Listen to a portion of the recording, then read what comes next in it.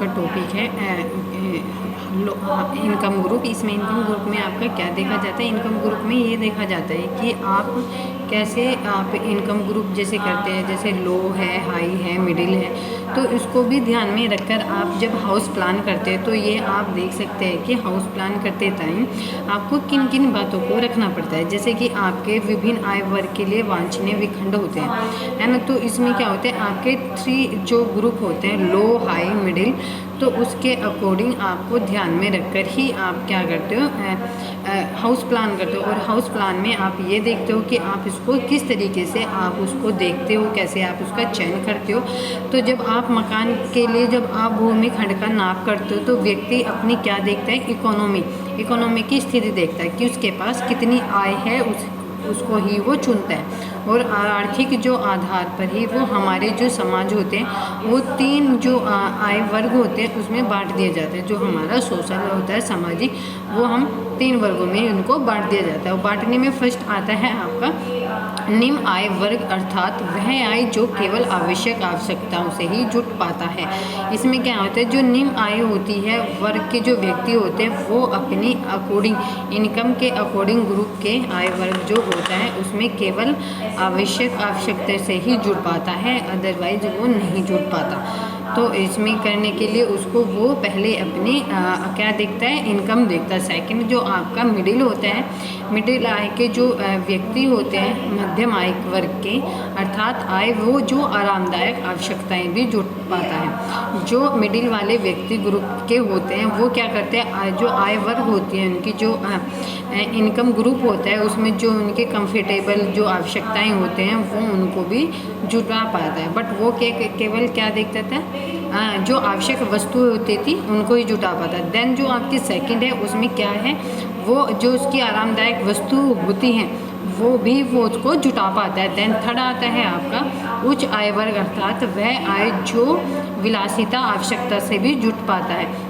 इसमें क्या होता है, जो आपके हाई इनकम ग्रुप के जो व्यक्ति होते हैं वो आय वर्ग को जो विलासिता होती है वो उनकी आवश्यकताओं को जुटा पाता है। देन में जो आप वो अपना घर तो हाउस प्लान कर सकते हैं, कंफर्टेबल जो आरामदायक वस्तु होते हैं उसको भी कर सकता है। देन उसके बाद क्या हो सकता है, उसमें जो उनकी विलासिता होती है वो विलासिता जो आवश्यकताएं होते हैं उसके अकॉर्डिंग भी वो उसको यूज़ कर सकता है। तो दैट मीन्स वो अलग अलग जो ग्रुप होते हैं उनकी अलग अलग ही क्या होती है, अलग अलग ही उनकी नीड्स होती है, उसको ध्यान में रखकर ही आप उसका चयन करते हो। देन फिर आता है प्रत्येक आय वर्ग की आरंभिक जो सीमा होती है, जो रेखा होती है वो अंतिम रेखा अनुमानित तय होती है। अतः हमें एक आय वर्ग के लिए एक रेंज होती है भूखंड से नाप लेनी चाहिए। जैसे आपकी रेंज होती है, जब हम हाउस प्लान करते हैं तो हम 1 स्क्वायर फीट के अकॉर्डिंग ही अपना घर प्लान करते हैं। तो जैसे हमारे हाई है, मिडिल है, लो है, तो उनको 1 स्क्वायर फीट दिया जाता है जिसके अकॉर्डिंग वो हाउस प्लान करते हैं। तो जो हाउस प्लान करने के लिए पहले आपको भूमिखंड होना चाहिए और उस भूमिखंड का नाप होना चाहिए, फिर उसके ही अकॉर्डिंग आप क्या करते हो, आप हाउस प्लान करते हो। तो हाउस प्लान को इसलिए भी देखा जाता है कि वो कैसे किया जाता है। देन नेक्स्ट आता है आपका जैसे विभिन्न आय वर्ग के लिए वांछनीय भूखंड। जब आप आवास का निर्माण करते हो तो उसमें कुछ भूमिखंड होते हैं जिसका आप एकड़ के थ्रू करते हैं। जैसे कि आपका निम्न आय वर्ग का व्यक्ति होता है तो वो क्या करता है, जो निम्न आय वर्ग के व्यक्ति हो 25 स्क्वायर यार्ड से लेके 100 स्क्वायर यार्ड तक, मतलब जो बुक के थॉट्स हैं। सेकंड है आपका माध्यम 100 स्क्वायर यार्ड से लेके 400 स्क्वायर फीट तक। फिर है 400 स्क्वायर फीट से लेके हाई इज़ ए हाई। इसमें क्या होता है, इससे भी ऊपर इसमें क्या है, तो इसमें क्या होता है, जो आपके निम्न आय तो वो 25 स्क्वायर यार्ड से लेकर 100 स्क्वायर यार्ड तक वो रखता है। दैट मीन्स उसकी ये ही एक लिमिटेशन सीमा होती है जिसके अकॉर्डिंग किया जाता है। दैन जो आपका माध्यम होता है, जैसे आप नॉर्मल थॉट से देखें तो इसमें क्या होता है, वो बंदा 25 से लेके 100 से ऊपर तक वो कर सकता है, 100 से 150 ये भी होता है। देन ये क्या होता है, 100 से जो स्क्वायर फीट होता है वो मिडिल वाला होता है। उसमें क्या देखा जाता है, जो 400 के होते हैं वो 400 की बजाय वो 600 स्क्वायर यार्ड भी कंफर्टेबल ले सकते हैं। ये बुक्स की हैं, बट देन मीन्स जब आप MSC के थ्रू देखते हैं या उसमें देखते हैं तो वो 1000 से 6000 वो 100 स्क्वायर यार्ड से लेकर 600 स्क्वायर यार्ड तक भी वो सूटेबल है, वो अपना हाउस बना सकता है। देन जो हाई लेवल वाले होते हैं वो इसमें लिखा है 400 स्क्वायर यार्ड से ऊपर ही वो बना सकते हैं, बट वो 400 से 600 से ऊपर, चाहे वो 600 से लेके 1200 से लेके ऊपर तक भी वो इसको बना सकते हैं। तो ये क्या होते हैं, वो इसके अकॉर्डिंग ही इसका करते हैं। इसमें जो क्या देखते हैं वो इसके जो नाप का निर्धारण करते हैं वो इसके ही अकॉर्डिंग करते हैं। नाप के निर्धारण में ये देखा जाता है, जैसे फर्स्ट वो क्या देखेगा भूमिखंड के नाप के निर्धारण के टाइम, फर्स्ट वो देखेगा जो परिवार की संरचना होता है और स्वरूप होता है उसकी, मतलब कहने का मतलब है अर्थात जो एकांकी परिवार की व्यवस्था। सामान्यतः जो एकांकी परिवार होते हैं वो छोटे भूखंड के आवास से बनवा सकते हैं, और जबकि उसकी आय वर्ग होती है जो इनकम हाई, वो जो इनकम ग्रुप होता है उसमें जो जॉइंट फैमिली होती है वो बड़े भूखंड बनवा सकती है। जो एकांकी परिवार में होते हैं वो अर्जित जो इकाइयाँ होती हैं उनकी संख्या बहुत कम होती है।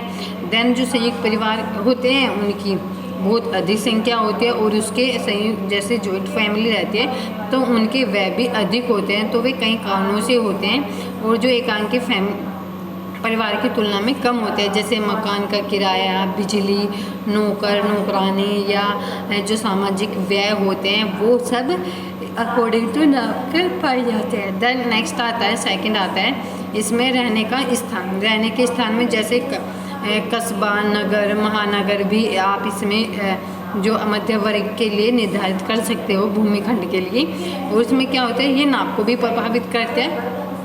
जो हाई मिडिल का होता है व्यक्ति, हाई मिडिल इनकम ग्रुप का फैमिली होती है, वो एक कस्बे में या शहर में 400 स्क्वायर गज में भी ले सकती है, 600 स्क्वायर गज में भी ले सकती है, 1200 स्क्वायर गज में भी ले सकती है। नगर में वो 400 से 250 स्क्वायर गज में मकान बनवा सकते हैं। किंतु जो महानगर होते हैं जैसे दिल्ली, मद्रास, आपका कोलकाता होता है, आपका बेंगलोर होता है, लखनऊ होता है, इसमें 100 स्क्वायर गज से लेकर 150 जो स्क्वायर गज होता है उससे अधिक मकान नहीं बना सकता।